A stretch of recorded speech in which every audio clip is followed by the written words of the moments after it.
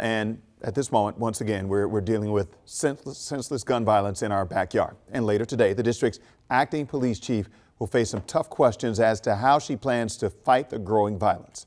We're coming off another deadly day in D.C. And this morning, police are still trying to figure out who shot and killed a teenager in Northwest yesterday afternoon.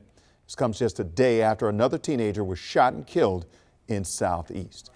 Sadly, there have been at least 209 homicides in D.C. so far this year, and we can verify that's already higher than the total number of people killed last year. Matt Gregory joins us outside the Wilson building this morning in D.C. And Matt, today is just the first step in the confirmation process for Acting Chief Pamela Smith to be the next permanent police chief. Good morning to you. Hey, good morning, Wisdom. And she will be facing those questions you just pointed out there about how to stem the rising tide, also more like skyrocketing tide of violence here in the district that's gotten out of pace and out of control and does have strong links, according to D.C. officials, to the rise in youth violence here. And that's all things that she will be discussing with the public today during a roundtable at 11 o'clock this morning.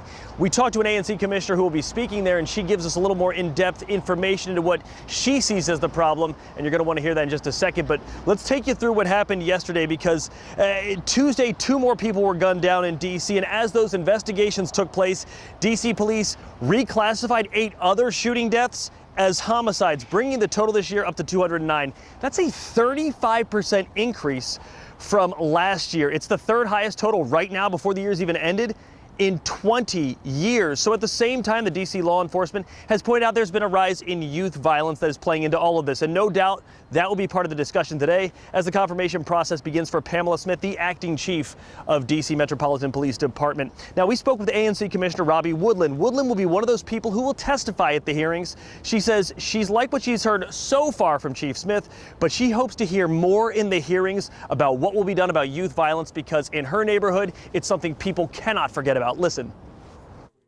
These children are murderers. There are generations of them being killed a couple of hours out of the day. So we can no longer look at them like they're average 12-year-olds. We can no longer look at them like they're average 16-year-olds. They've been through some, excuse my language, but they've been through some things, and it has to be addressed. And unless we are willing to address this aggressively, like a cancer, then we're not going to see any change. Now, if you're wondering how such an emotional, exhaustive response comes out, this is because this is something neighborhoods have been dealing with across the district. And to give you a picture of just how out of control to D.C. officials violence has gotten in the district, a little over 10 years ago, 2012, the homicide rate was 88 for the entire year. 88 people were killed in homicides in 2012, and now we're at 209 so far this year. That's just 10 years later. Just a skyrocketing, escalating amount of violent death. Now, today, that roundtable panel and discussion begin for the first part of the confirmation hearings for Pamela Smith, the acting chief, and we will be there bringing you the latest as D.C. looks to get a footing on the violence that's out of control here. But for now, at the Wilson building, I'm Matt Gregory. Back to you.